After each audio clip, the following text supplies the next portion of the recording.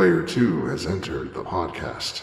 In a world where there are 1 million video game podcasts, one man, also one other man, had a vision to start a video game podcast.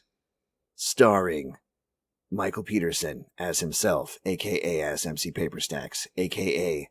as a guy who's just trying to figure out how to do an intro. And also starring Derrick X Mike Anime, a.k.a. Full Metal Mick, baby. Well, what are you going to do?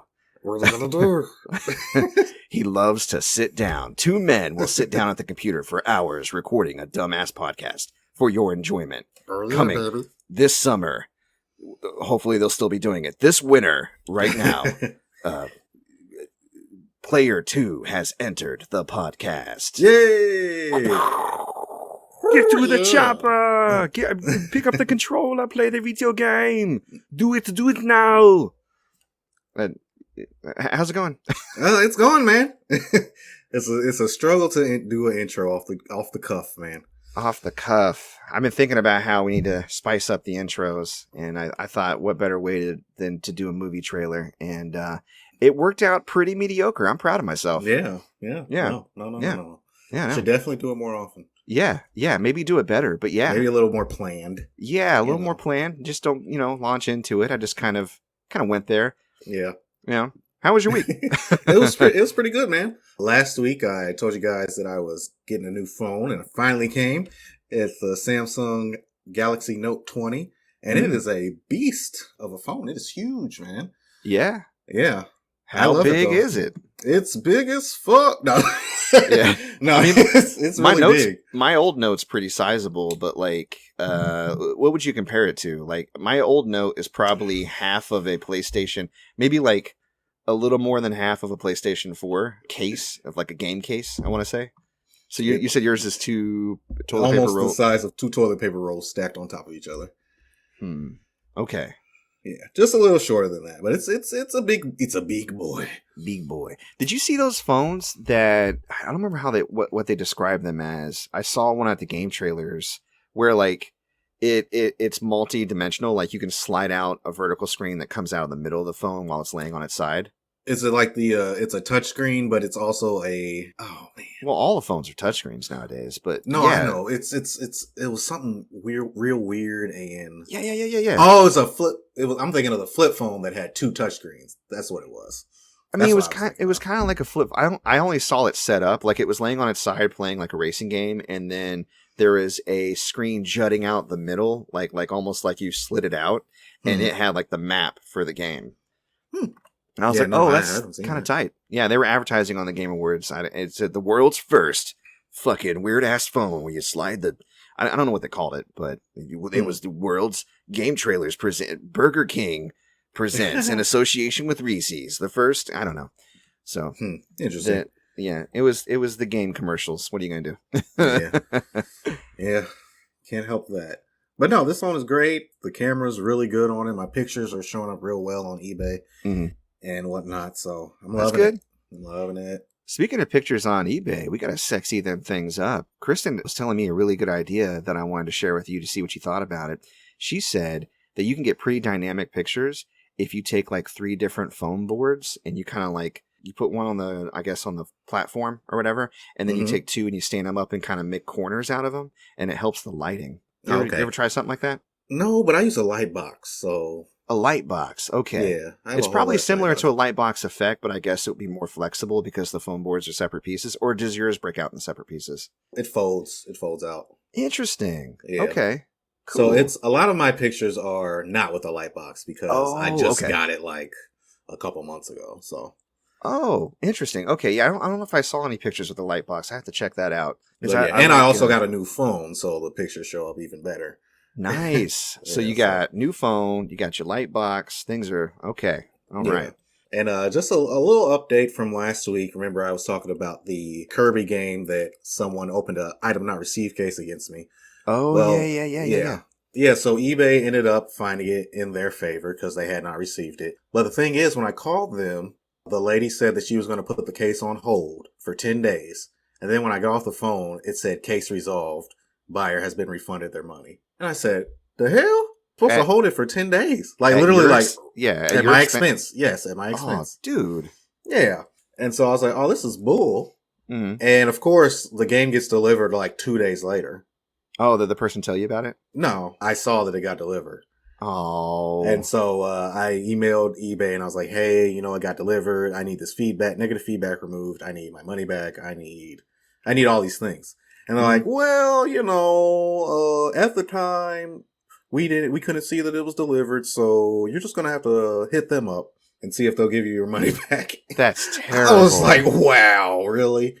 So I need to actually get on the phone with a person and explain the situation, because doing it through email just leaves people up to their own devices how to figure out how to solve the situation. At the end of the email, it said, I'm glad I was able to solve your problem. I was like, you didn't solve anything, dude. Wow. So, yeah, it is what it is. That really sucks. So that's the eBay situation. So I'll update you guys next week to see if I can get my money back and my feedback changed and all that good stuff. Moving on from that, more eBay stuff. I got some really good pickups this week. Ooh, okay. Just a few that I'm going to rattle off. I got the Final Fantasy 13 trilogy on PS3, the Resistance trilogy on PS3, a Paolumu Monster Hunter figure, and that's the, if you play Monster Hunter World, that's the monster that looks kind of like a bat, and it puffs up its torso area. It just looks like a big ball with wings. Cool. I got a Lego set of the Flatiron Building in New York. Okay. It's brand new. Got a nice little Juggernaut X-Men figure. And the coolest thing I found was a Final Fantasy IX Vivi doll from 2000. Nice. It's probably the same one I have, I bet. Yeah. It's actually it's like a $50 doll, man. Oh, it is? I didn't know it was that expensive. Yeah, my buddy got me that, 20 years ago. Right. So, back when it wasn't as easy to get those types of things, and I cherish it. I have that, and I have a Moogle. I think it's Mach, because it has a little orange bonbon instead of like the usual red one. Right. Yeah, but I thought it was really cool. As soon as I saw it, I thought of you. But it's nice to know that you already have one. Yeah, I'm not going to buy that off you for $50. Oh, no. I wasn't going to sell it to you. or give it to you. Oh, that's so sweet, man. Thanks for thinking of me. Yeah, no, I already have my VV up there. I'm surprised you haven't seen him. I probably have. Yeah, he's been displayed prominently right next to Mushu, because they're loosely related thanks to Kingdom Hearts. Right. I think I got the Mushu, I got that as a Best Buy bonus when I got the Mulan DVD way back when it came out. Wow. So, and they gave me a Mushu doll with it, and I was like, what am I going to do with this? And I just, but Kingdom Hearts, and I was just like, okay. Cool. Yeah. Yeah, that's dope. And I think the last thing that's going on with me lately, and it goes on with me all the time, is a little something I like to call Nora-isms. Nora-isms. These are things that my daughter says to me that are so cute, but also make no sense at all. And so she has a saying that she likes to say when I tell her something that she doesn't want to hear. She says, "Don't say me that. Don't say me that, Daddy. Say me that." And I'm like, oh, you almost got it, baby. But she'll literally, the other day, I was telling her, I forget what I was telling her. It was like, come here, let's brush our teeth. And she's like, don't say me that, Daddy. And I said, I can say whatever I want. I'm your daddy. And she said, I am your Nora. And then, and then Vicky from the other room just starts cracking up, cackling. And then I'm just like, I hate you, babe. It's not helping. Whenever I try to do some discipline or be daddy, Vicky's always laughing at something Nora says because she's so cute. And you can't help it really most of the time. Be careful. This is the year where she's going to pick up on that and weaponize it. Because Ben's already trying to do that crap. Yeah, I'm sure she already has been trying to weaponize it. She does it all the time. Yeah, he'll get real cute real fast whenever we try to come down on him. Usually when we're both like, do it! He's like, okay, all right. Yeah, she'll look at her mom and be like, huh? Funny, right? Yeah. And then Vicky will be like, I'm like, oh my God, I can't even with y'all. Yeah. But yeah, Nora-isms. Hopefully I can have one for y'all every week, but this is the one that I got for you now. So I am your daddy. I am your Nora. Right. Right. No, I the more I hear about her, because I've been following you guys on Facebook when you post about her being silly, the more I'm like, we got to get her and Ben back together again. Yeah. Most definitely. So, one of my videos just came up because I finally finished editing. Not to jump ahead or anything, but OBS crashed on me again. And I was just combining two separate videos into one for my YouTube upload because OBS just decided to go kaput. Every That time sucks. OBS updates, I'm like, cool. Maybe they'll finally fix the fact that it crashes occasionally. Well, Right. not this time. That sucks, man. It does suck. So that pretty much wraps up your week? Yeah, pretty much, man. All right. Well, there's a few things I got going on, and I know a few things we want to talk about together. In fact, most of the stuff I have is just public, general news stuff, so we can talk about that. First things first, though, Big Mouth. Have you finished it? Yes, I have. Season 4? All right. Yes. What did you think overall? I thought it was one of the best seasons yet. Mm-hmm. The way that they portray anxiety and depression is just like nuts how spot on it is. Like, Yeah, it's- you can tell they do some consulting with psychologists, or at least with the current slate of what psychologists are targeting or how they're kind of identifying these issues and treating them, for sure. right. I think. Yeah. The last episode, I did enjoy it. I did not like how they ended it. Me neither. Yeah, it was just literally the last part. I was just like, why? Yeah, I don't remember the exact last part, but I don't like the last episode. Chris and I were talking about it. The last episode, I think, was the one that they were doing in the midst of the pandemic. And I don't think the writers were in the same room because I got a little upset. You probably noticed this. The last episode is where they switched out Jenny Slate for the new voice actress. Yeah. Ayo Edebiri. Yeah. Hopefully I'm not mispronouncing that. Ayo Edebiri. Yeah, they were actually, I think they replaced her the second to last episode.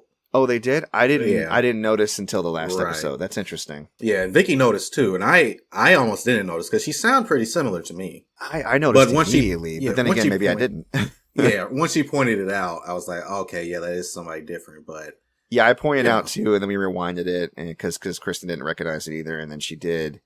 But I got worried because I mean she didn't sound exactly like Missy, which is fine, but she also didn't really have kind of a nerdy tilt or an excited kind of lilt to her voice. It didn't sound to me like Missy. mhm. And then I got really worried. I was like, oh, and then I started hyper focusing on her. And then I was like, she's not funny. She's not interesting. But then, and I started blaming that on her voice actor. But then I thought about it and I was like, no, wait a second.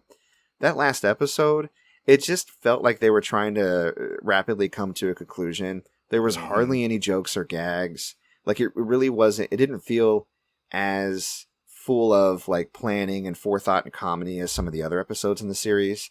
And I think they were so focused on Nick's resolution and everybody helping him that comedy took a backseat. So everybody actually wasn't as funny as they usually were, Yeah. to be honest. So I don't really blame that on her. I'm going to still, I want to give her a chance and hopefully she'll be able to do just as good as a job. Like, obviously her having the opportunity is the good thing. And now I'm just like comparing her and the other person. It's Yeah. tough when somebody takes over something that you already have like set up in your head. Yeah, but So- she'll be, it's going to be fine. Yeah, I was looking her up. I mean, she's a pretty accomplished comedian. So I think once she gets a hold of Missy and kind of makes her her own, maybe there'll be a good kind of melding of that character. I just think they didn't really get a chance to let her settle into the role, and COVID probably played a big role in that, I bet. Yeah. Also, Kristen made this observation, and after thinking about it, I had to agree. The last episode felt, for the first time ever in the series, a little forced and a little preachy. hmm Like with the gratitude. Oh, I I think- love the gratitude. No, I do too. And I think gratitude is huge and it's actually extremely accurate. The best way to combat a lot of things, including anxiety and depression, is gratitude. Practicing it. Like literally, like every day, just exclaiming what you're grateful for. It changes your brain's plasticity. It's important. hmm But I don't know.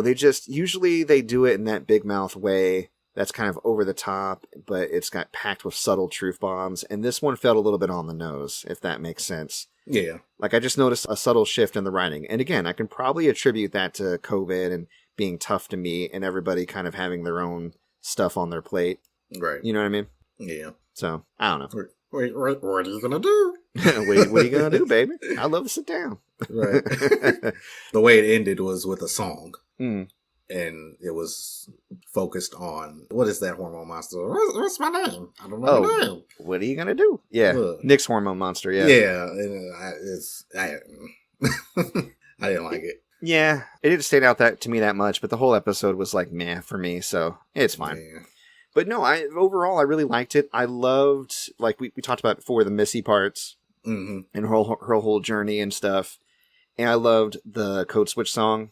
Yeah. That was a great song. The code switching was great. And then I loved how, was it Devin? No, Devin's the girl. What's the guy's name? Dion? Devon. Devon, that's it. Devon was being kind of checked by Missy's cousin, like, you should never code switch and don't sell out. And then immediately, like, her RA came out. She's like, hey, girl. Right. And she's like, shut up, that's different. And so it's different when you're code switching for pussy, huh? Yeah. No, she's like, you must have dialed your code switch to pussy. Yeah. I was like, that's pretty good, Missy. She had some zingers. Yeah. She for real did. But yeah, code switching is a thing. We all do it to some degree. I mean, when I get really comfortable, I kind of slip into a certain mode, and then of course I have to switch that up. And I got teased a little bit about it in college because I joined a white fraternity, and all of them are like, why do you talk like that? And I'm like what? Because I don't really notice it. Right. But then I do notice it when I kick it up a notch. I remember when we were doing the episode with AD and GP, and my code went ultra black. Like I listened back and I was like, damn, Mike. New Mike, who this? But I mean, it just reminded me of being like back in school because I went to the schools in my neighborhood were both predominantly black. Mm-hmm. So I slid back into that. But it sounds weird because I don't do it all the time because we're all, I think, complicated creatures and we're all like the products of our environment.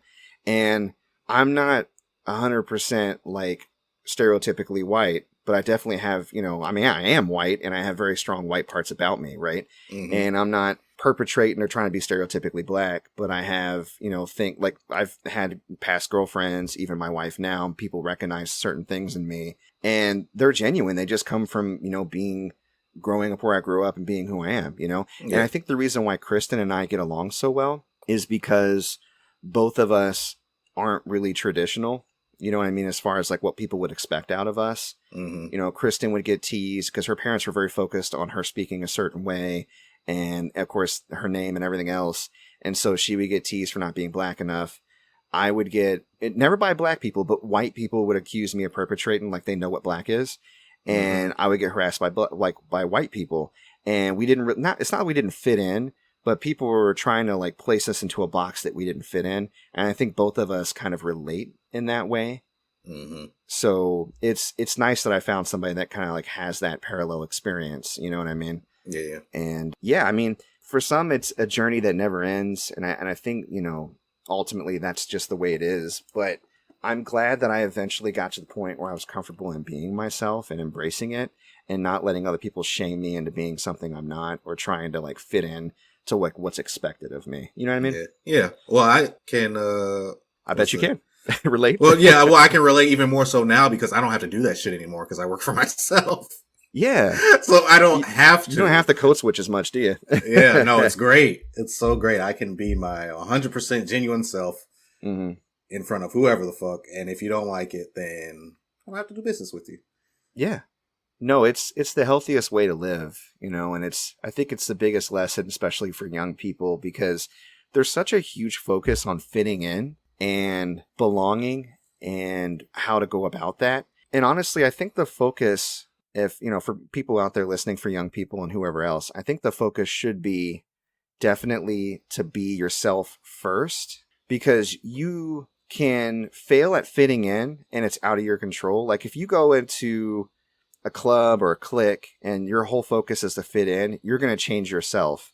And then when it doesn't work, you're going to feel the shame of failure. Like, oh man, I'm not worth it. I can't measure up to these folks. But if you are yourself, you've already succeeded at being yourself. And if that doesn't fit with that particular group, you're not so hard on yourself. You're like, you know what? It doesn't fit. I was honest.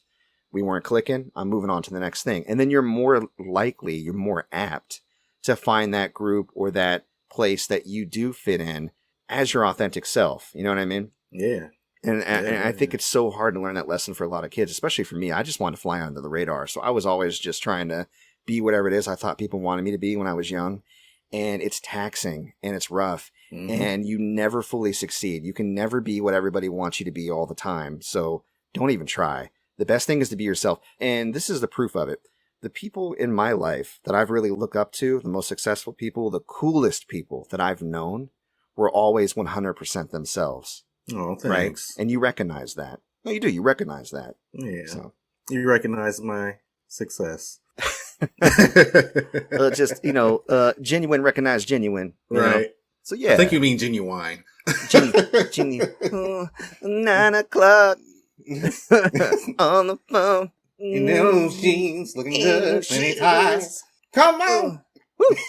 My pony. Yeah, so got on a little tangent there, but I think it's important. And Big Mouth, man, that's a show I'm going to like archive and show back to Ben when he's like 10 to get him ready for puberty because it's important. Yep. So, well, here's the season 5. Hopefully it's just as good, and I look forward to seeing what they do next. You know what I mean? So, for those who haven't seen Big Mouth, you should watch it. It's really good. Yep. It's raunchy as fuck, but if you're cool with that, I mean, if you're listening to us, you're probably fine with that. Right. But yeah, it's a decent show. Yeah, I will say this season took it a little further than I was expecting it to. Actually, a lot further. There was a lot of stuff that went way, way, way far. Yeah. Like that whole episode about fingering and hand jobs, that was good times. Oh, yeah, that was a really good episode. It was one of my favorites, yeah. Okay. And, okay, yep. Okay, no. Just rub the Calm bell. down. No. Calm down. I said, off. this sounds way too familiar. No, it brought back memories. Chris and I were swapping our like first like hand job / fingering stories. That was good times. Yeah. They're pretty awkward. Mm-hmm.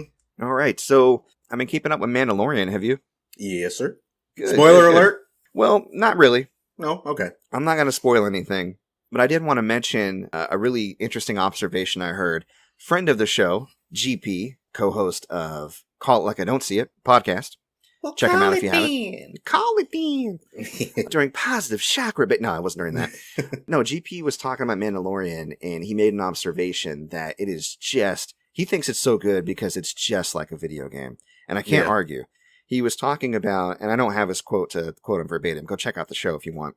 He was talking about how Mando spent the first part, like in the first season, he was gathering his gear and upgrading his Beskar armor, right? Mm-hmm. He got the little symbol for defeating like the boss, like that little rhino, the space rhino. The Mudhorn. Yep. And he got his call to action, his main quest. And so he has his main quest line, but he's doing side quests the whole time. Mm-hmm. And then in the new season, now he has more direction for his main quest, and he's still side questing. He's like getting squad mates now. You know what I mean? Like he's squatting up. Mm-hmm. And it's just like the way he was describing the progression of it. I was like, man, this really is just like a video game. And the thing about it, it's just really well written. And the action scenes are really good.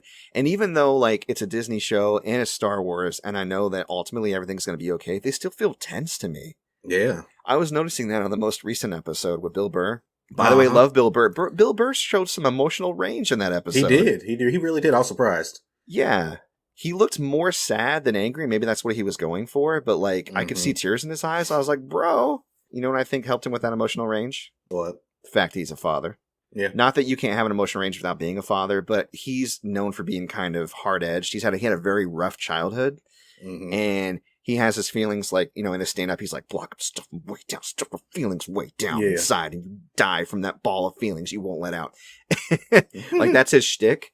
But I think he's softening into his feelings, and he's opening up, and it's helping his acting. And I think part of that transformation is him becoming a father. When you hear him talk about his kids, it's heartwarming. So, shout out to Bill Burr on Mandalorian, fucking crushing it. I love that episode, and I loved him in it. It was pretty good. But yeah, what do you think about Mando as a video game? Oh, it definitely has video game vibes.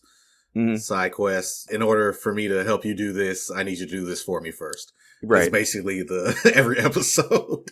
Or before we can get here, we need to go to this place that's completely almost irrelevant in order to get to this ship or whatever. Man, if they ever made a Mandalorian video game, bro. I mean, they have like Star Wars Bounty Hunter games. Yeah, I know. So, I mean, it wouldn't be too far-fetched. Yeah, I would love to see somebody who has decent experience with those types of games, like maybe BioWare, as long as EA doesn't get too involved, but of course they will. But maybe somebody similar that doesn't have EA pulling their strings, and then the writers from the Mandalorian show partnering up, that would be awesome. I think if they let Respawn do it, even though EA kind of let them do their own thing with Jedi Fallen Order, so yeah, and that ended up being really good. So yeah. I don't know, man. Yeah, it's only a matter of time though when EA smells money before they come in. They come in, you know. They're gonna be like, "Hey Disney, can we make a Mandalorian game, please?" And Disney's please. like, Disney just silently points to Battlefront 2. No, Right. No, bad, no. Well, cool. Speaking of video games and insaneness, this is less video game news, but man, it sounds like it. Spider-Verse.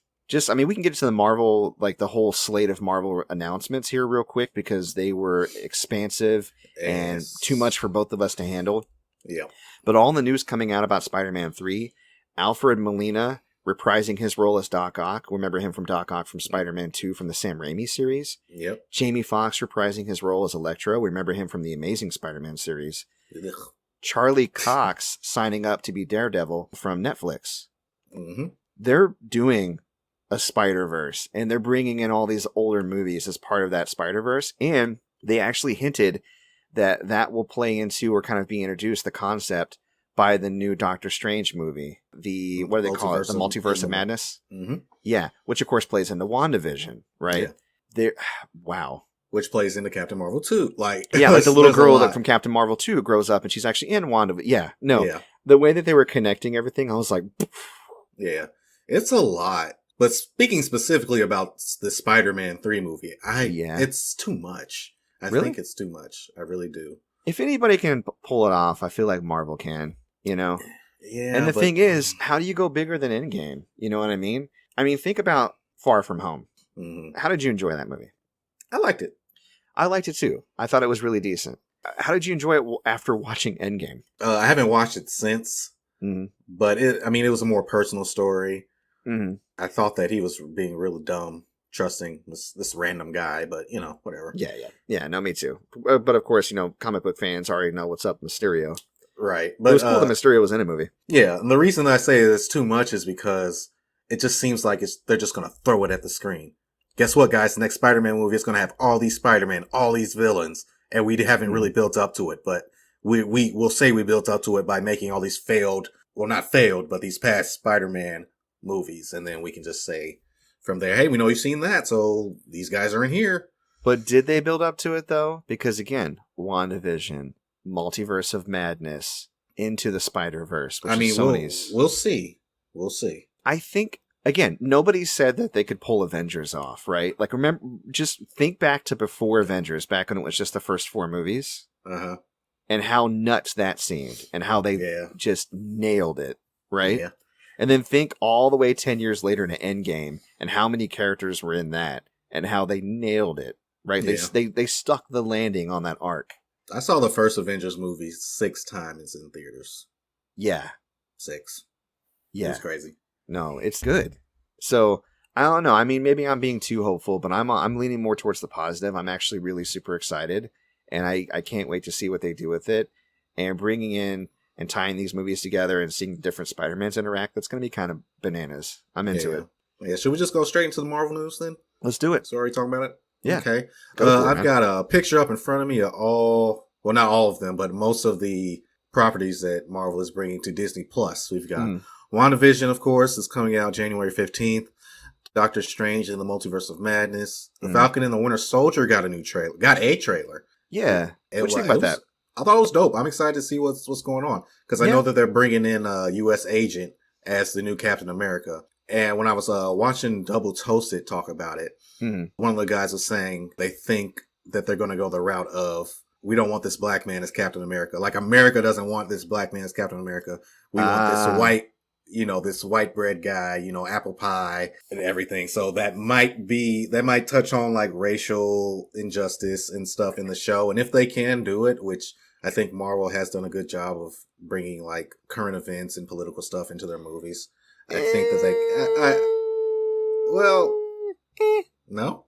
Well, okay, here, I'll say this. Okay. Because I agree with you, it's cool that Marvel's doing it. I'm always a little bit cynical when large multi-billion-dollar corporations take on social issues way after the fact. And I always think back to that scene, and the boys made fun of this, if you recall, the scene where Spider-Man's like, are you going to be okay? And then all the women show up like, it's okay, we got her. Like Captain Marvel couldn't do it on her own. Right. And Captain Marvel kind of being a little bit on the nose. And again, the young kids were like, yeah! And all the cynical adults were like gross. Because we know that if public opinion doesn't sway in the majority towards a particular social issue, they're not going to tackle it. You think about all the companies that fired or discontinued their contracts or disassociated with people who supported the Black Lives Matter movement. Yeah. And then how this year they were all like, Black Lives Matter. And then they were all getting called out. Yeah. I do think it's important, and again, I will forever be grateful to Marvel for some of the things they've done, like Black Panther. I think that's really great, and I think that they're doing really good by having directors in the same like demographic as the movies they're portraying, stuff like that. Like with Miss Marvel, they talked about that. Yeah, but if you step too out of line of the Marvel formula, a white person will still come in and check you. You know what I mean? Right. So I don't want to be a Debbie Downer about it. Like now we're switching positivity, right? Right. Like I don't want to be a Debbie Downer about it and go, oh, they just can never do it right. I think that they're, like you said, I think it would be really interesting to see that angle. And that's actually something that has me more excited about the show because based on just the trailer, I was like, we'll see. But right? that's some of the best CG I've seen in a TV show. Oh yeah, no, I mean, I don't doubt the budget. I mean, look at Mandalorian, it's crazy. It's crazy. Like this is what our TV shows are like now. They're like movies. Well, what our Disney TV shows are like. But yeah, man, I'm excited for it. I am not really sold yet on Falcon and Bucky's like back and forth banter. Yeah, I liked it in Civil War, but it did feel little less organic in the trailer. But I mean, we'll see. Yeah, that's another thing I was thinking about. I like Bucky and I like Falcon okay, right? Right. Especially in their respective movies, especially when they're playing off like the larger characters. But I don't know if they have enough charisma to hold up a show by themselves. But I could be wrong. Again, if the writing is strong, they're both like competent actors, we can see where it goes. So, but I share the same concern. Yeah. Continuing on, because there's a lot of stuff to talk about. Bro. We got Black Widow. We got Loki. Loki got a trailer. Something to do with the TVA and time hopping and dimension hopping and all that. It looks cool. Yeah. Can't wait to see what goes on with that. What I'm most excited for is the What If. What If? Yeah, what if? Yes. Yeah, it's an animated Marvel series that basically asks the question, what if, like they have T'Challa becoming Star-Lord. They have, what is her name? Peggy Carter becoming Captain Britain, I believe. Instead of Steve Rogers becoming Captain America.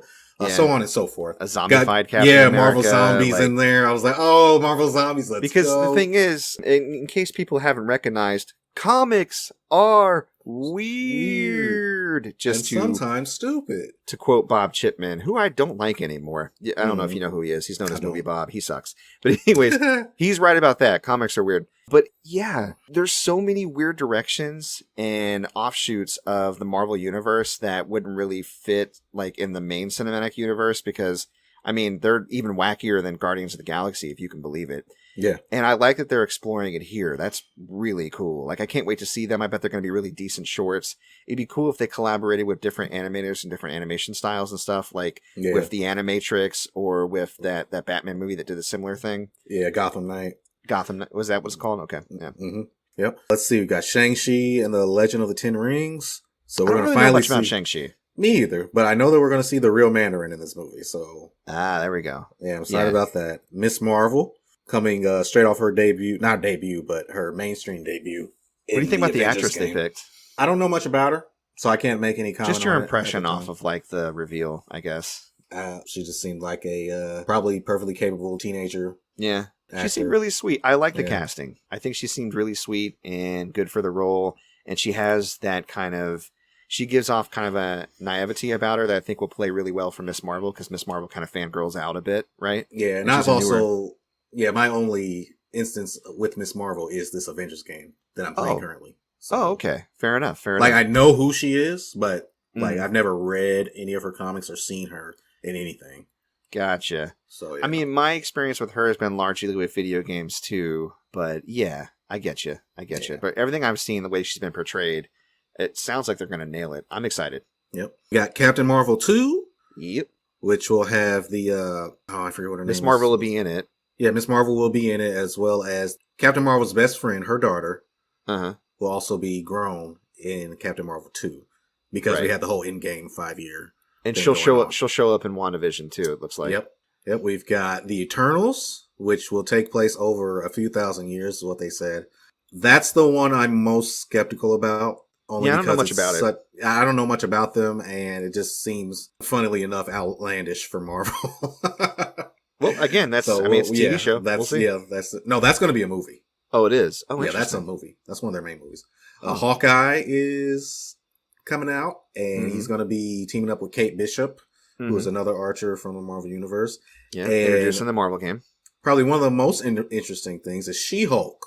Yeah. Yeah, we're getting She-Hulk. I'm into that. That sounds campy as fuck. Like she's going to be a lawyer for other superheroes. I love it. And Tim Roth is returning as Abomination. Saw that. That's cool. Yeah, and the Hulk will be in it. Yeah, Mark Ruffalo will be in it. And Kevin Feige also teased, you never know who else will show up in the show. So I'm thinking maybe Daredevil, since he's a lawyer as well.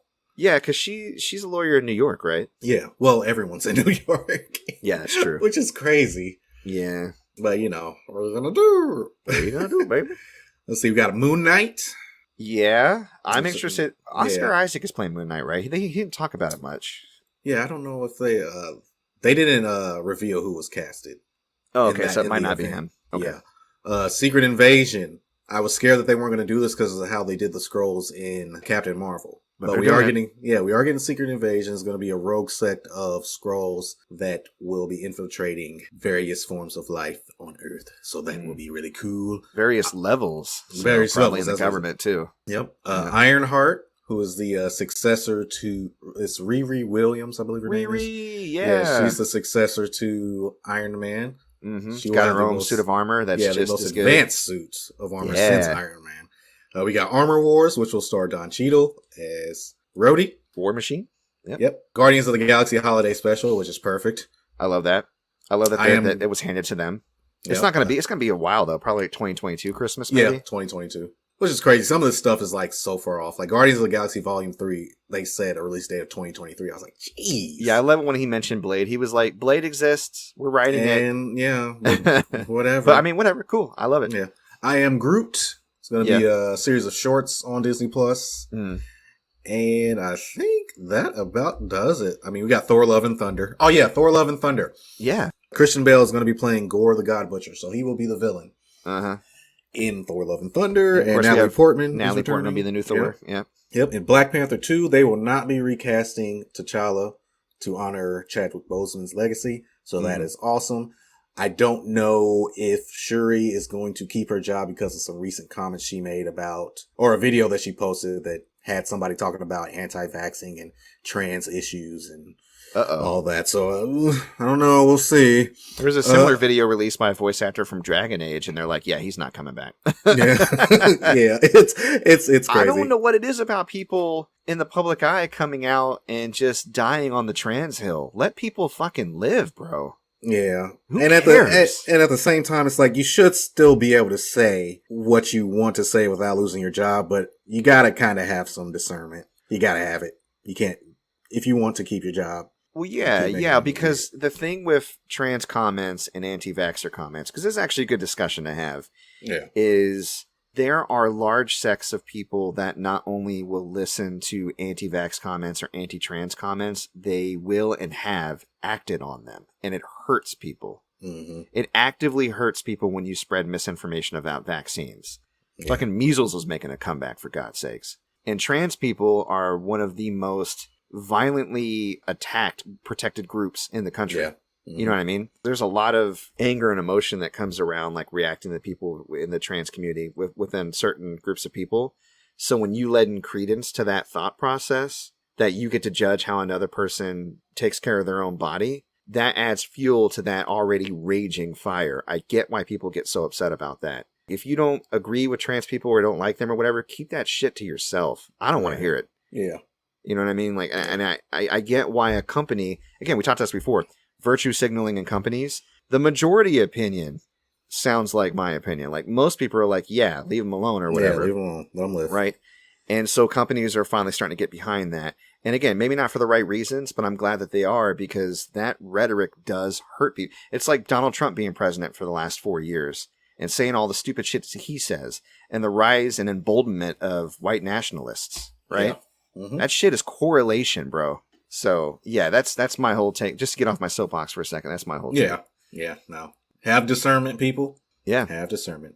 Yeah, if you got some bigoted comments or some shit that you know might rile up a certain group of people to be violent or make dumb decisions that hurt themselves or others, shut the fuck up. Shut the fuck up. Yeah. Keep your job. Shut the fuck up. Yep. Okay. So, all right, moving on. Yes. Not moving on. Still Marvel news. Okay. There's a lot. More Marvel. Ant-Man and the Wasp: Quantumania. Woo. the big news here, which we already knew, Jonathan Majors, who plays Tick on Lovecraft Country, will be playing Kang the Conqueror. Right.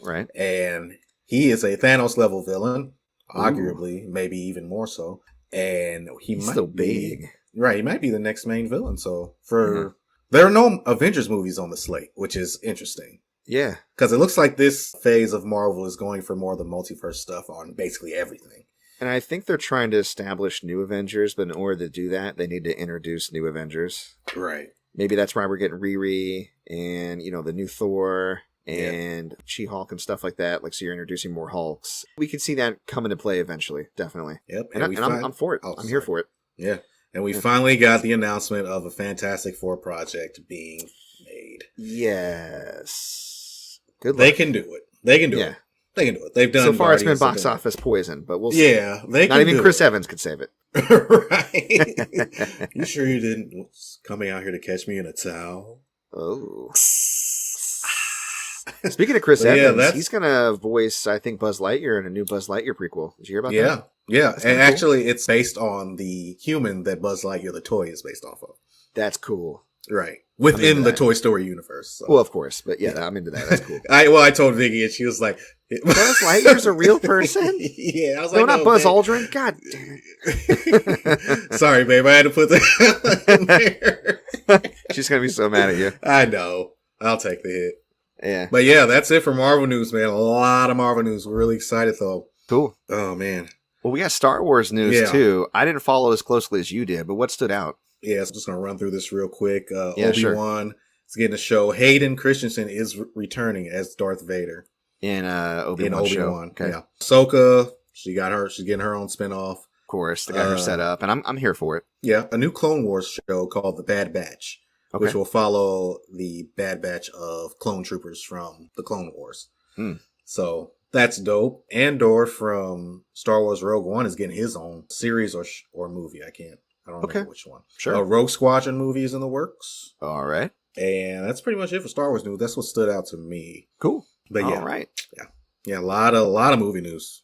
Well, last thing on current events, just wanted to mention this real quick because it just recently happened. Thomas Tiny Lister Jr., the guy who played Debo on Friday and the President in Fifth Element, he died at 62. They're saying it's natural causes, but they also said he showed COVID-like symptoms before he passed away, so they're still looking into it. I don't know how natural dying at 62 is, and it's obviously he was a physically fit dude, but I think you had mentioned something about maybe he had diabetes complications as well, which could make him more susceptible to COVID, but it sucks. It sucks. 2020 just will not leave us alone. No, man, it is bullying everybody, even the bullies. So rest in peace. Yeah, Tiny Lister, we love you. We love your movies, and we're sorry to hear the news. And shout outs and love go out to your friends and family. So all right, well, let's get into what we've been playing because it's 48 minutes in prior to editing. Oh my god! What you play this week? I'm playing Marvel's Avengers and Tokyo Xanadu EX Plus. Marvel's Avengers is a game. It is. And the video variety. Yes, and you are able to play it. True, with the controller. Yes, it has Marvel characters. But seriously, on a serious note, Miss Marvel is lovely. I love her. Okay. It's so cool seeing her nerd out over this stuff. The voice acting is pretty good. I enjoy it. Okay. What I will say is that the gameplay is a bit repetitive, and the game is hard as balls for some reason. And it's not hard, like Dark Souls hard, but it's cheesy hard. So I think they designed it to be a bit spongy, so that way you would either spend money or grind, and then eventually want to spend money. That might be part of it. I know. I didn't find it hard, but then I played the beta. So yeah, if it is for that reason, I hate it because get ready. if it's for that reason, because for instance, I'll be Miss Marvel, and they will just throw enemy after enemy after enemy after enemy after, and I'll be fighting 10 enemies at a time, but I don't have the strength, so to speak, of taking on 10 enemies. You know what I mean? It just doesn't, their health drops so low. If I'm playing as the Hulk, why is it taking me 8 hits to knock out a regular human? Derek, you have to reach inside for the true power. But also, reach inside your wallet. Here's the kicker. Yeah. It's on easy mode. Reach inside your wallet, and you will find the true power in your wallet. Just reach in. I enter your credit card number. I guess. It's on easy mode, and I am dying. And I don't Well, I understand it. It's just cheesy, but I'm gonna get through it because I can see that there's something there in this story that is real heartfelt and that they really actually worked on. Yeah, Crystal Dynamics had a game that was chopped and screwed by Square to make money, and the game is in there. It's just been kind of separated and splayed, and in the middle is all those grindy bits. Yeah, so I'm gonna get through it. Hopefully, I can get through it this week or next week and tell you guys my full thoughts on it. But okay. Yeah. Tokyo Xanadu is still pretty dope. I keep falling asleep while reading, though. But the combat's starting to open up, and I've got, I think, 5 party members at this point. Okay. So, yeah, we're making our way through that. Cool. Yeah, I was going to say with Avengers, in any game that's either a live service, quote unquote, or has microtransactions throughout, they're designed... Like, this is the beef against Battlefront 2, right? That you had to grind for 40 hours to play as Darth Vader when that should be the main attraction. Right. So I'm always skeptical, and this is the reason why I'm so against these types of games, because they don't design them to be fun. They design them to encourage you to spend money in order to have fun when you already bought the motherfucking game at full retail price, which I know you didn't, but you know what I mean. Right. That's my beef. I may eventually pick it up myself when it's like super duper cheap, but I'm not going out of my way to play it just because I definitely don't want to buy it directly from them or have them make any money from it because I don't want to support that type of practice. Right. It is no bueno. La me, as the French say. So, all right, well, let me quickly rattle off my games because we're approaching an hour. My goodness. We haven't even got to gaming news. Oh my God. Yeah. Hyrule Warriors Age of Calamity, playing it on Mondays. I unlocked Hestu. Yeah. He's the big guy with the maracas. And he's silly and lots of fun. I actually unlocked Zelda's bow through amiibo scanning, and I don't think I'm supposed to have it yet because it means she has unlocked her light powers, which she hasn't done in the story. But I have her light power move set. She hardly uses the bow. It's more about shooting light, but there are some moves where she pulls out the bow to shoot light. Nope. It's not the other thing. It's different. Right. Link got his Master Sword. He's a friggin' beast with it. Oh my God. Nice. And just like the original Master Sword, if you have full hearts, beams will shoot out from your attacks as you're attacking. Cool. Marvel Spiderman Remastered. I played a little bit of this the last week. I got to Act 2, where Sable's soldiers take over, and then a bunch of people escape from the raft, and the city's in chaos. I was like, man, Act 2 is bananas. Everybody's on a rooftop trying to shoot me with a rocket. Yep. I forgot about that. Still fun. Resident Evil 7. I played my last episode of that last night, or for Friday Night Frights this week, I should say. And I didn't finish it. I got pretty close. I got to what people would consider the back half of the game, or maybe even like the back fourth, I would say. And I'm just kind of like at the point where like, yeah, I'm over it. I'm going to try something new next week. It's a lot of fun, and I hope people check it out if they see the series and they're interested, because it's a good time. Sweet. Doom Eternal. I did my last episode of that on Tuesday because, of course, Cyberpunk came out on Thursday. And in episode 4, I got not one, but 2 different of those Imperial or whatever they're called, the keys from doing the challenges. Yeah. I got good, man. Like, I was kicking ass in episode 4. I felt very proud of myself. So the key for me was getting that chain gun and then adding the shield attachment to it. I don't know if you've ever done that, but like when you can have a... Oh, yeah. Because that shield saves my life in many instances. Oh my God. So good times. Let's see. And then finally, Cyberpunk. Hoo boy. Lots to say about Cyberpunk. Cyberpunky. So where do I start? I got it on Tuesday because Best Buy is Best Boy, but I couldn't stream it until Thursday because CD Projekt Red would probably kill me and my entire family if I did. But I've played it a bunch. Sorry, I was in the middle of a yawn. I played it a bunch since Tuesday. Do you want to guess from Tuesday to last night, because I stayed up until 7 in the morning playing this. That's why I sound so great today.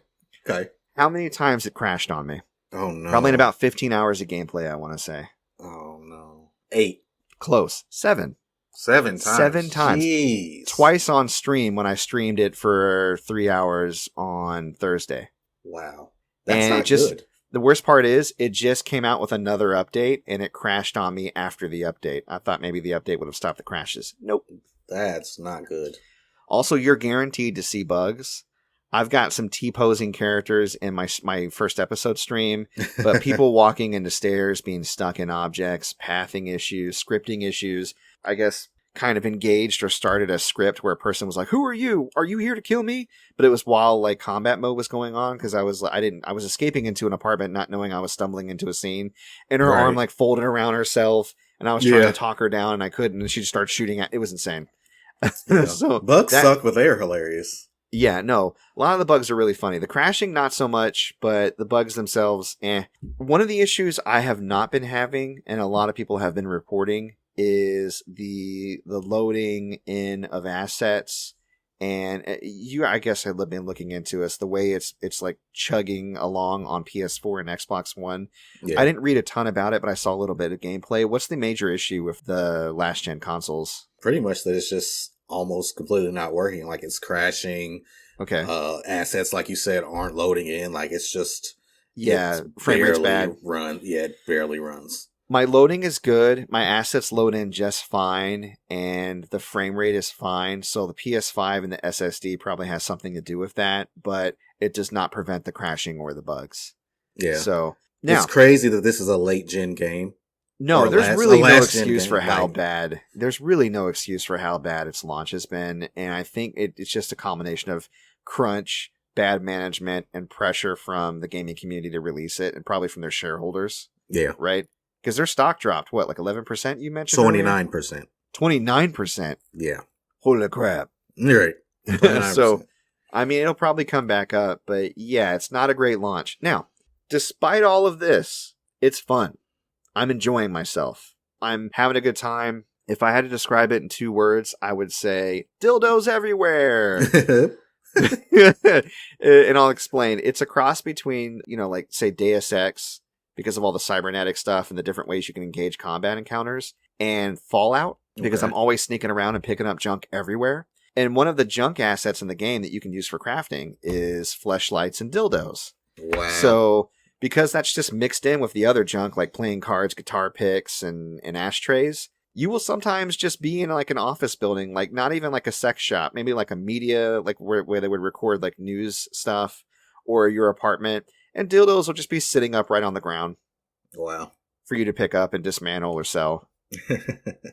So, that was kind of a surprise to me.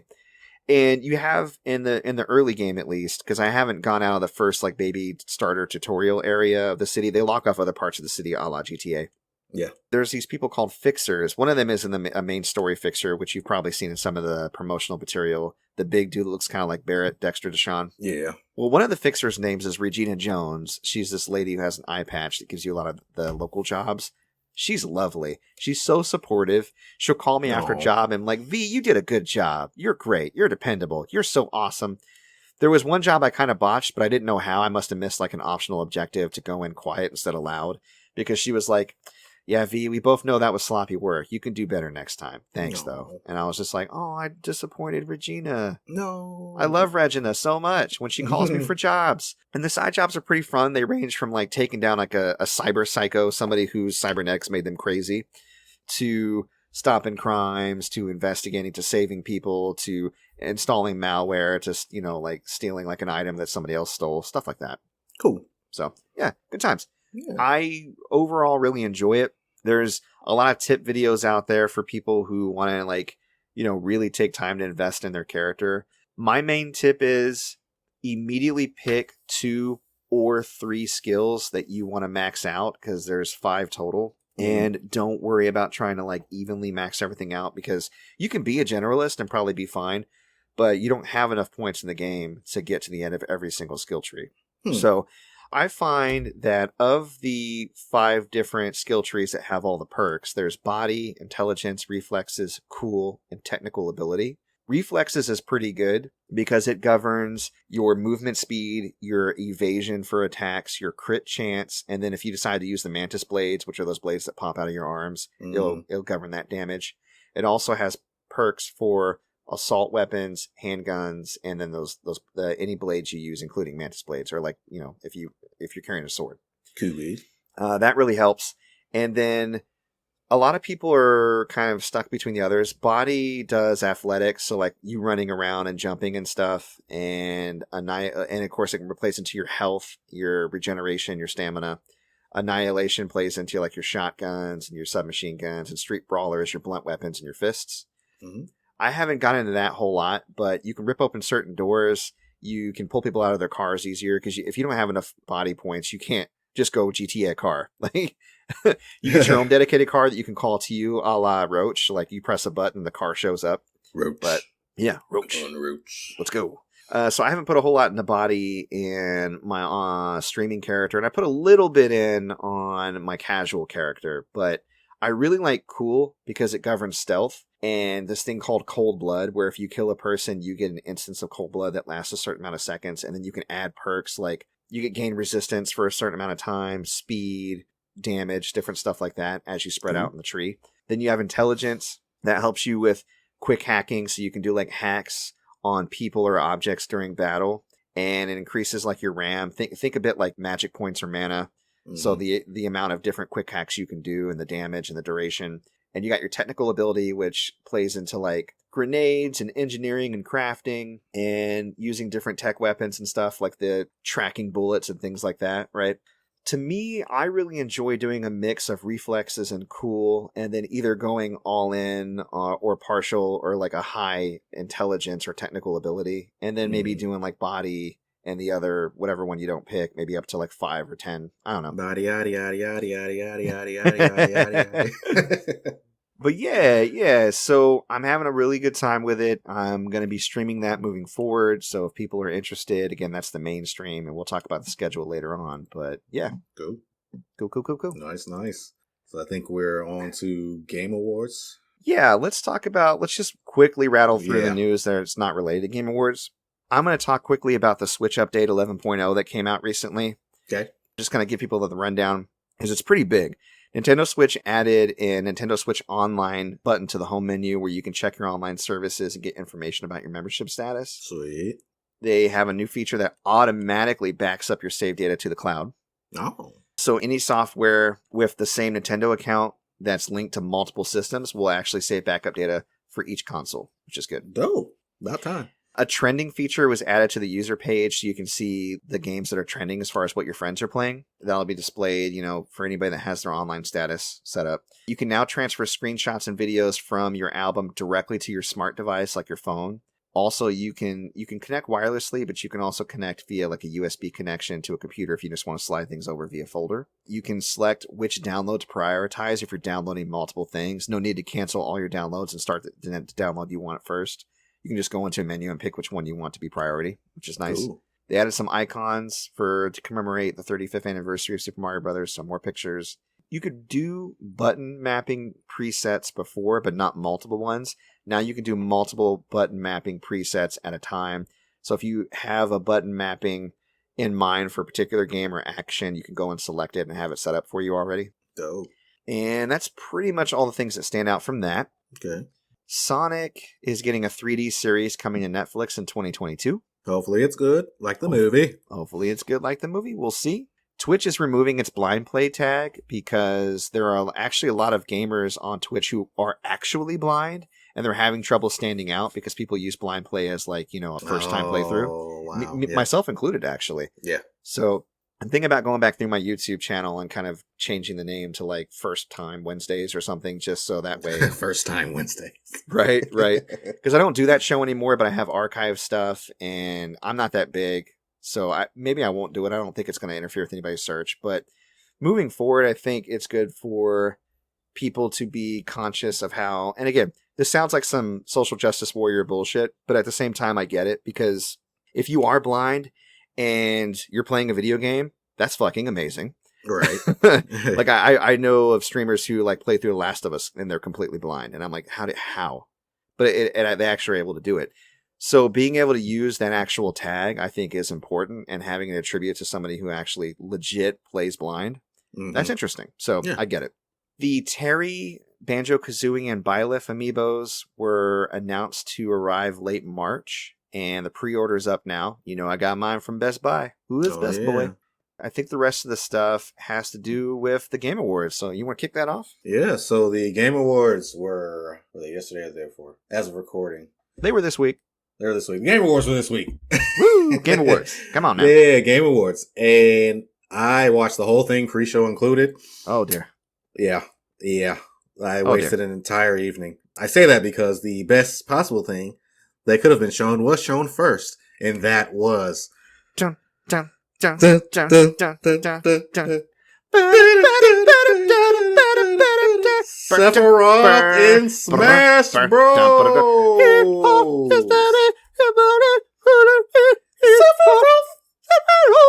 Da, da, da, da. Oh my god, dude. Dude, I know you didn't get to see it like live, but when I was watching I had to find out after the fact, but I watched the video. It was a great reveal trailer. oh my god, it's the best reveal trailer. I love how the music is what gave it away. Like, Yeah. all the characters are sitting in front, like they're battling Galeem, and you see Galeem in the sky with all the hands, and Galeem Yeah. powers up for an attack, and then shriek, And I'm like, splits who in can half. cut him in half? And it doesn't like, even cross my mind that it could be right? Sephiroth. It does And then not you hear, cross and then my you're, mind. fern, fern, fern, fern, fern. I was like, what? Shut the fuck Oh up! my god, it was so good. And then when he said, "I shall bring Smash to spare," I was like, "Oh, it's Advent I Children." shall bring Oh. Smash Despair. Yeah, they even had And- Cloud in his Advent Children outfit. Yeah, and in that video.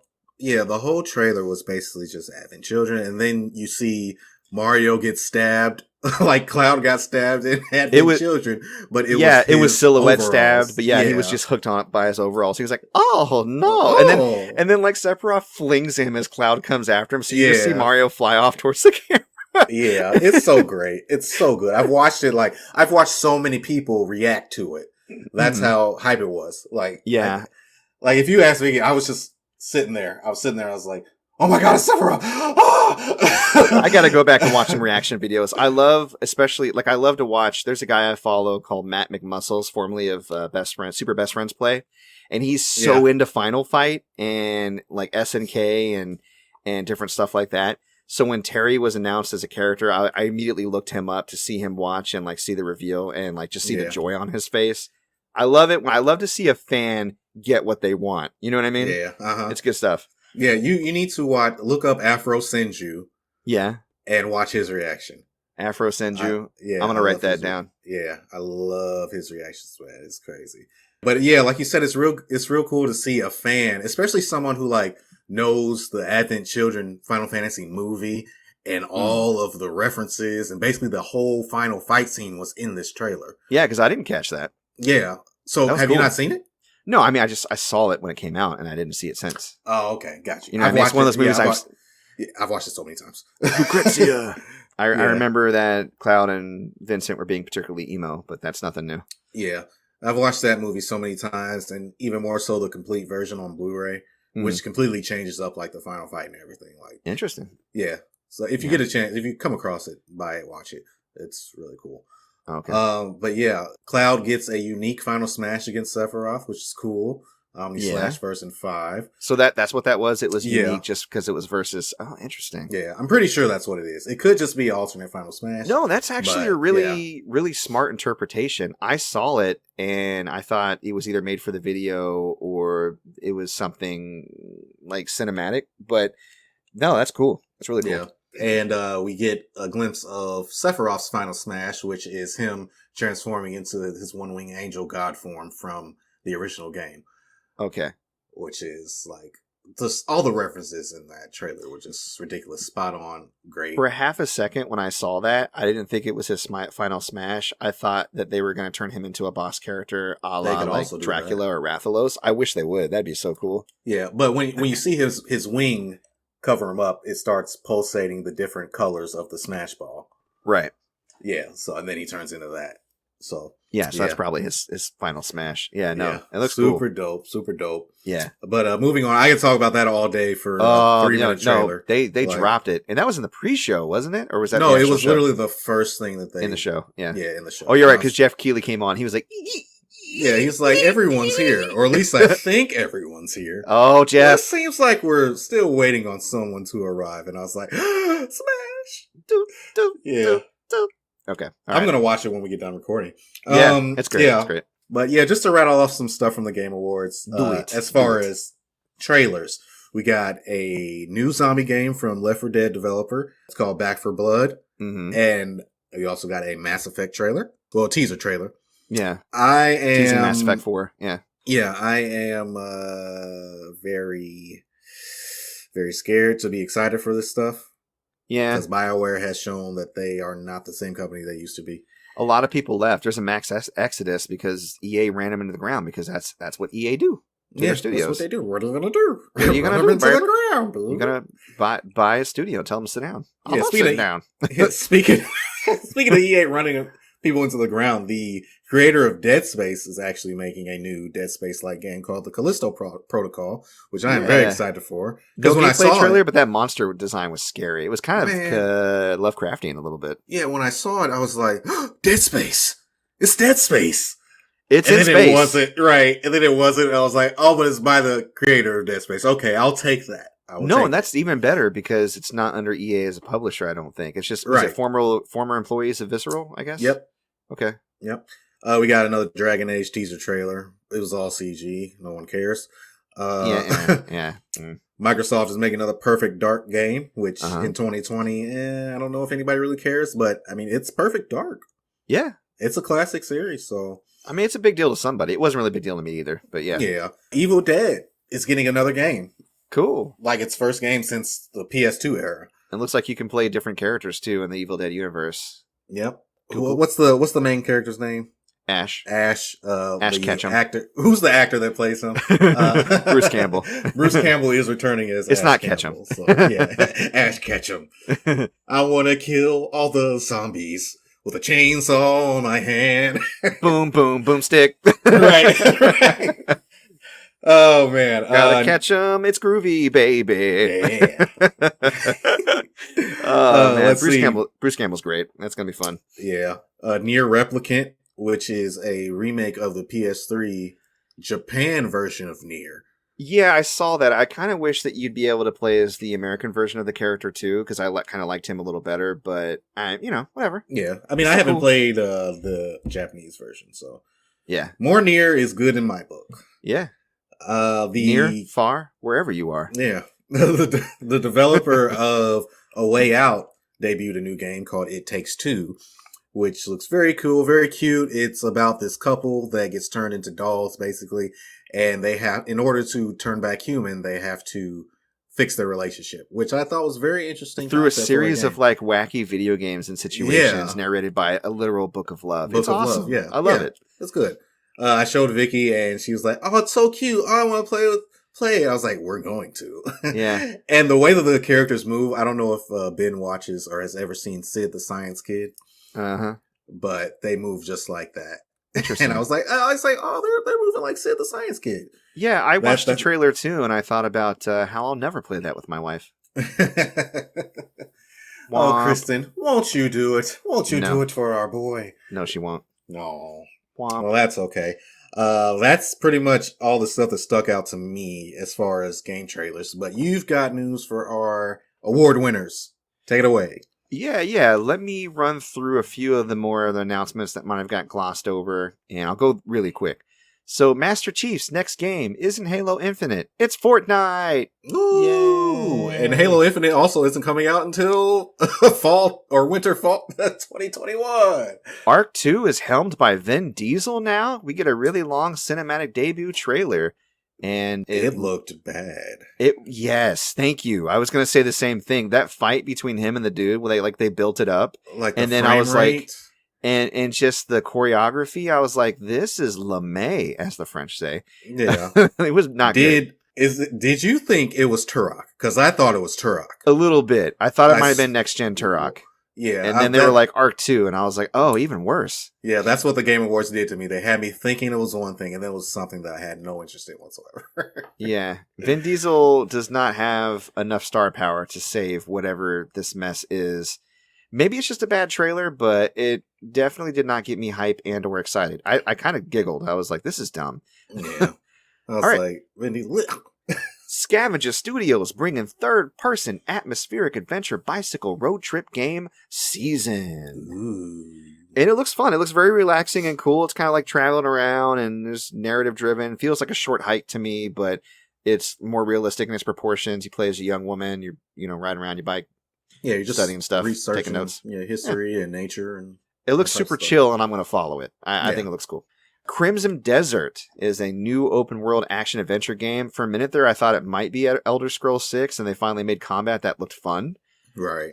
but it wasn't. They had an Elder Scrolls thing. It was for online. God, it was for online. Elder Scrolls Let's talk about that. But Crimson Desert, take notes, kids. That's going to be one to watch. It looks pretty decent. It definitely, there were some shaky parts in the trailer, but it was showing mostly gameplay, and it's probably in early development, I would imagine. Yeah. The trailer was super long. It was long, but it showed so much good stuff. Yeah. I'm into it. I mean, it looks like a fully, like, it was a proof of concept to go, guys, we're serious. We're making this game. We're almost done. Look at what we made. Right? Yeah, this cost us money. Yeah, we're going to show it. Disco Elysium, the final cut, is being released for consoles, PS5, Switch, Xbox, and people who already own Disco Elysium on PC get the final cut for free when it comes out. Oh. That's how they do. Now, if you haven't heard much about Disco Elysium, it won a ton of awards last year for good reason. It's an isometric RPG, and you know how like the choices you make matter. It same thing here, except for dialed up to 11 and in ways you wouldn't even imagine. You can totally affect the personality of the detective you play as to the point where he's like a conspiracy theorist or a communist or a straight up capitalist or a drunk or all of the above. Like it's just, it's bananas how in depth this game goes. And I recommend any fan of RPGs to check it out because your mind's going to be blown. It'll probably be your game of the year if you haven't played it already. What can you play it on? Everything, once it comes out. Okay. Yeah. So you can get it for your Switch. Now, again, I'm going to hold off. I might get it for PS5, but if the Switch version ends up, because, I mean, it's not a graphical powerhouse. Right. So it's more artistic, and it looks really good. But, again, more art-focused. So if it runs well on the Switch, I'll probably get it for Switch just so I can have it on the go. But, you know, whatever. One more thing to mention about Sephiroth, and I think we can get into the actual awards. Next Thursday, I believe, it's the 17th.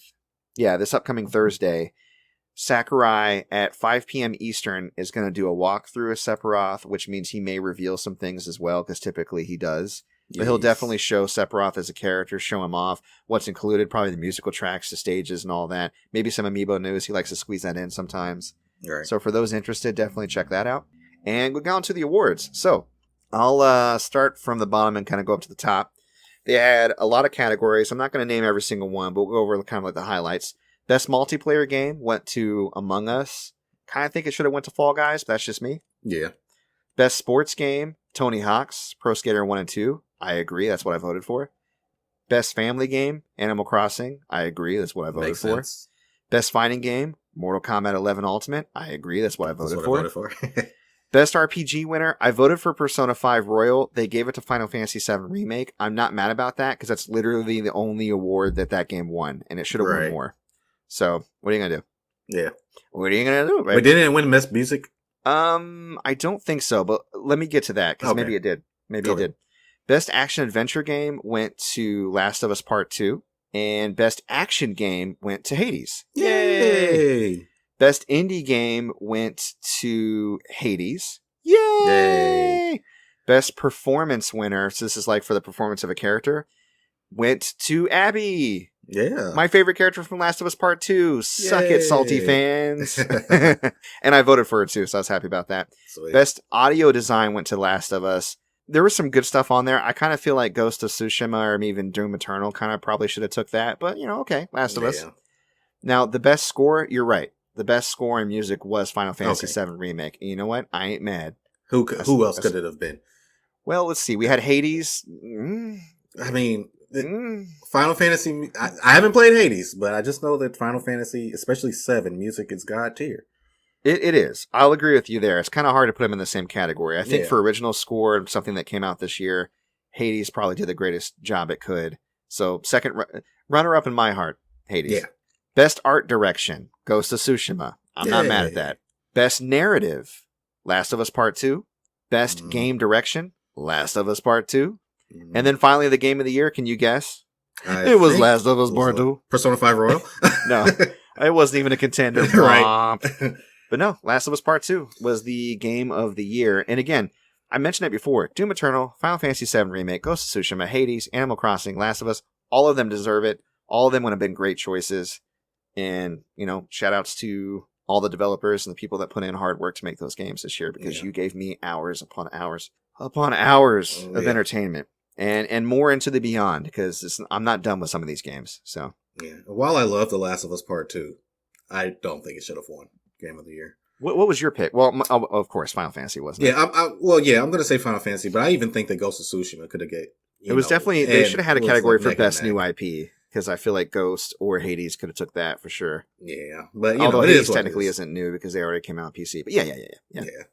But they're just awards at the end of the day. So, okay, we are pretty far in, buddy. Do you think we should hold off on the Derrick X Mike Anime Challenge for next week? Or do you think we should go ahead and do it? I mean, we can hold off, man. Okay. All right. So for those looking forward to Derrick X Mike Anime Challenge, we will pick that up next week. It's just there was so much news this week. So much happened. I feel like this episode would go on forever and ever and ever and ever. So let's go ahead and wrap things up. I do have a new thing, though. Let's talk about what we're feeling, and then I want to talk about a new thing in regards to the podcast. So stick around for that. So before we head out, I want to know, Derrick, this week, good sir, what you feeling? I'm feeling a YouTuber by the name of Flyann. That's Flyann. Specifically because he is streaming currently Xenoblade Chronicles 2. And if you know anything about me, you know that I love JRPGs. I beat Xenoblade Chronicles 2 earlier this year. And just a few things about that game. The voices are amazing. And when I say that, I mean that they are wild and out of this world. They used I believe a Welsh dubbing company. So a lot of the voices are just very like accent heavy. And then some of them are like real American. And it's wild. So seeing him talk about it and all of the areas and the events that happen in the game, he's real funny too. So he's got some good commentary, huh? Yeah, he's got great commentary. So I love it. Cool. I love the guy. Flyann, YouTube, subscribe. I'm going to have to check him out. Yeah, for sure. Hey, to give you one, this is not what I'm feeling this week, but this is along the same lines of what you're feeling. You might be into this. Okay. There's a YouTube channel called Danny Dinosaur. Danny Dinosaur does a really good playthrough of Breath of the Wild. Like, lots of fun. Lots of callbacks and inside jokes and silly stuff. And watching him play through that game and then going through Master Mode and then going through the DLC. Good times. Cool. So check him out too. All right, well, this week, I am feeling something that I've been thinking about for a while. It originally debuted to little fanfare in the BBC, and then it came over to Adult Swim, I know for sure. It's called Garth Marenghi's Dark Place. And it's like a fake, it's about a fake show, and it's told in the style of like, oh, this is an old 80s show that we did that never really took off, but it should have. Here are the lost episodes for you to view. And so the author is a bit narcissistic.